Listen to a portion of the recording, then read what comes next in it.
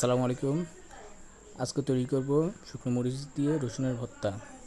যার জন্য শুকনো মরিচ নিয়ে নিলাম কিছু, সাথে রসুন ও সরিষা অল্প পরিমাণে, আর ওয়ালটন ব্লেন্ডারের মাধ্যমে সেটি ম্যাশ করব। প্রথমে মরিচের সাথে একটু পানি দিয়ে দিলাম, আর পেঁয়াজ কুচি, ধনিয়া কুচি হয়ে গেছে। মরিচটা ব্লেন্ড হচ্ছে। মরিচটি একটু আধা বাটা বা 4/3 শেষ হওয়ার পর আমরা এর মধ্যে রসুন দিয়ে দিব। রসুনটা ব্লেন্ড করতেছে।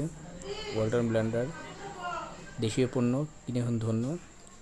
ব্যবহার করতেছে অনেকদিন ধরে, ভালো হচ্ছে, দেখতে পারতেছেন। রসুনটা একটা পর্যায়ে চলে আসছে। এখন এর মধ্যে দিয়ে দেবো পেঁয়াজ কুচি হালকা করে। আমি সেটাকে আবার একটু ব্লেন্ড করব, তো বেশি না, হালকা। দেখতে পারতেছেন, মাশাআল্লাহ।